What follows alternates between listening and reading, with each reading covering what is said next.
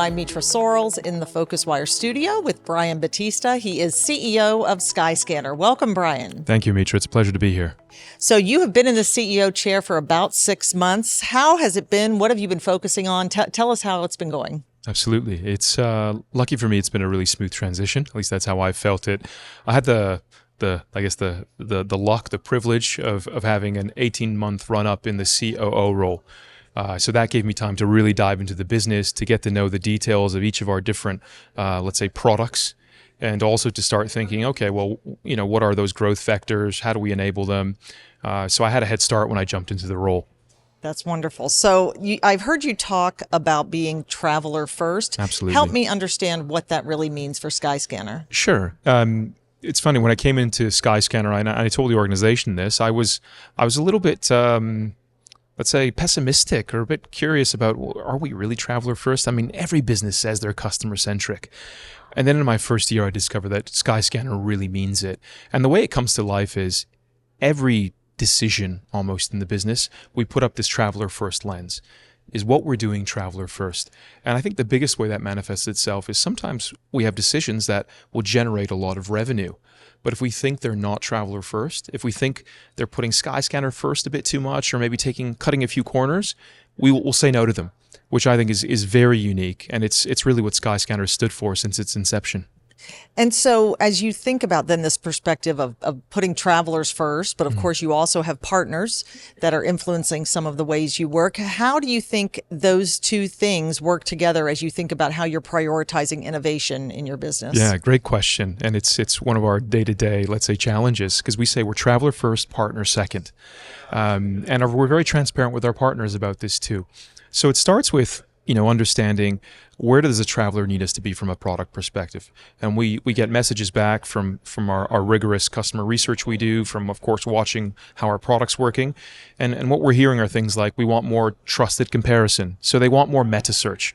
That's why we've expanded, not just from flights, hotels, cars, but now also into packages, into rail or multimodal, because they're asking for that.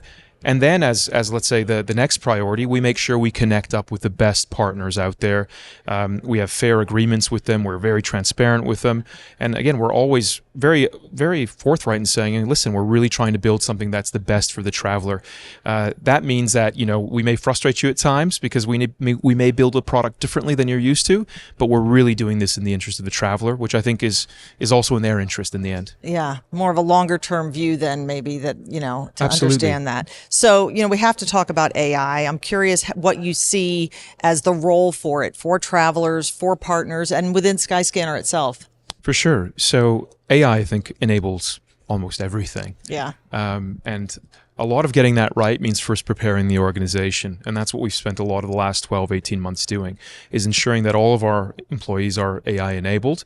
And we're already seeing gains from that. So productivity gains reported by our engineers of over 20%.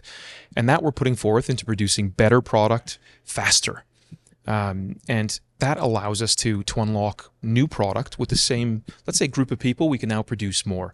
So again, that's enabled our transitions into rail, into packages.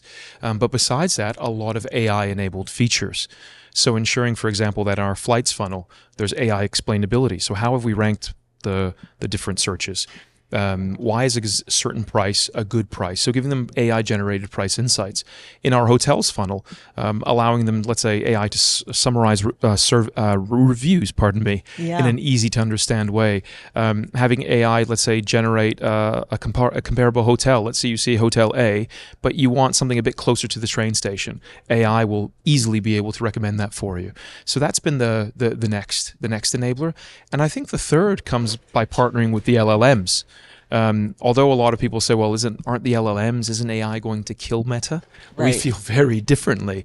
We think actually AI just enables us further, allows us to do search or Meta on steroids. Yeah. And we actually see the LLMs as a great partner to generate further traffic, to be able to bring our experience to even more and more travelers around the globe. Okay, certainly a lot of opportunities ahead with Agreed, all of that, with all of agreed. it, for sure. So finally, I would ask, do you have any predictions for us for the year ahead, 2026? Ooh, any predictions? You mean for travel in general? Sure, or for Skyscanner, for travel in general, for really whatever comes to mind. Yeah, well, I'll do two. So first for Skyscanner, Yeah. we'll venture into new areas. Okay. Like I said, packages I think is one way you'll see us make the most progress. The other thing we'll do is we'll venture into what we call explore. So over 50% of the travelers that land on our platform don't know either where they want to go or when they want to go. It's a clear signal that travelers are asking us for help in making that decision. Yeah. So our product will evolve in a way, also via natural language search, pardon me, to better answer those questions for travelers versus just answering okay, I need a flight from here to here on these dates. Right. For the industry in general, I mentioned this on stage earlier, I think finally travel will start doing a good job on personalization.